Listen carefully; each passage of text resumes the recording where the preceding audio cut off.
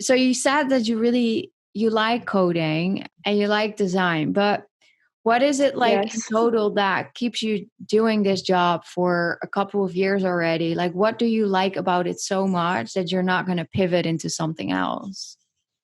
I think for me, in having the branch between the two, because I love the design side of things, but I'm also very strategy based. Like that's just my brain. So I love the organization, the strategy, the knowing and the understanding the why. So why does SEO work? Why do meta descriptions matter? Why is the strategy and the layout almost more important than the design? So that's why I kind of stay in the realm, because I get very, very bored doing one thing.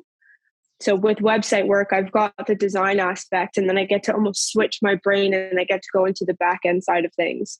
So it's that putting in Google Analytics, doing those little bits of code, the SEO, the meta descriptions, kind of like the strategy and the research behind building a page. Because so many people think, oh, you're a website designer, you just like make things look pretty, Yeah. which some designers do, but a lot of the times the designer and the developer go hand in hand. So sometimes that's the same person and sometimes it's two different people.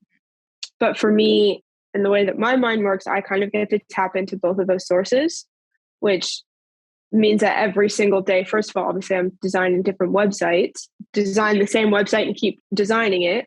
So I get that kind of change between different design aspects and what my clients want, but also kind of for my own brain where I get to be like design mode, and it's, I don't know, it's a bit more flowy. And then I can Yeah. like turn my brain and go into analytic research, kind of more structured mode. Yeah. And I love that. Yeah. I love that Best also. of both worlds. Yeah, like, and that's also cool about freelancing, right? A lot of people would say, and it's not that I disagree, but would say, oh, you really have to niche down in one thing. But it's not always the case, because if you know a bit of other stuff as well, it can actually help you Mm-hmm. understanding the bigger picture and then do things like strategy. Like, your developer probably loves chatting with you because you understand how his brain works. Whereas a Yeah. flowy designer might not per se understand that.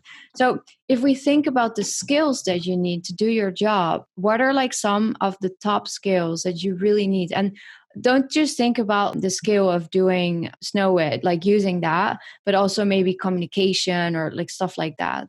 Yeah, I mean, I would say time management is like top of the tier. It's like the one thing I sucked at. So my entire first year business, I don't think I had a single day off, except my time management's crap. I was like, I need to do all the things, which I guess, I mean, honestly, that's everyone in their first year business. We're all kind of going in blind a little bit, specifically with the design aspect of things. Like you've almost got to force yourself to have a bit of leeway and creativity.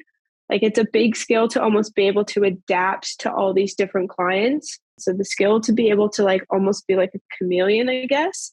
You've got to shapeshift a little bit, and you've kind of got to be able to understand your client and create what's in their head, obviously with your own like interpretation of that and kind of giving your professional guidance behind that.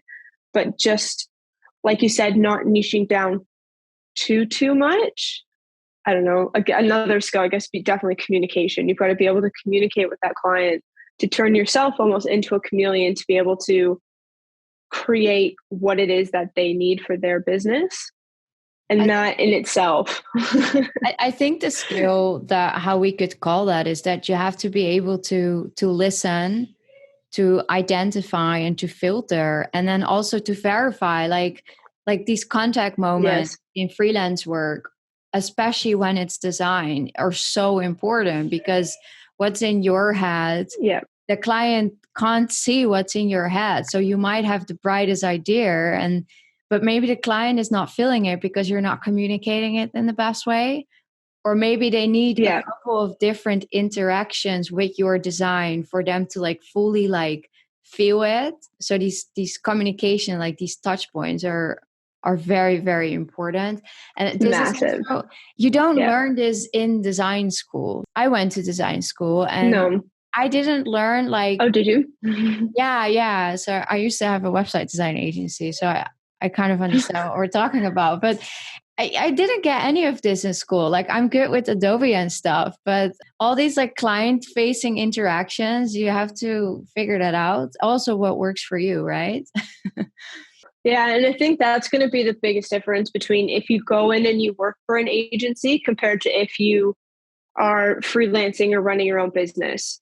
Because if you're really good, like you said, at like all the Adobe and the suites and the designing and things like that, but you're not good at like the client outreach and communication and almost like the marketing of yourself, you're pretty much going to be working for an agency, which isn't a bad thing at all. It just depends where your strong points are. Whereas first and foremost, I hate having a boss. I cannot handle it. I've got a massive issue with authority and timelines and schedules. I just can't do it. So that's where I knew I need to be doing my own thing, whether it be in person or in the online space, because I literally I can't handle that. I want to talk to the customer because I can have a chat and chat with them, but like a boss coming down, I'm like, who are you? Like, no, can't handle it. But isn't that also amazing that aside from that, that that's like the thing that doesn't work for you, that in this day and age, we are able to create our own workspace. And if you have discipline and responsible enough and a skill set that you can sell online, whether it's website design or whatever it is, like you don't have to have your own boss. Like you can, or you don't have to have a boss. You can be your own boss. Like it's kind of, you be your own boss. Yeah. Yeah. Like it's amazing.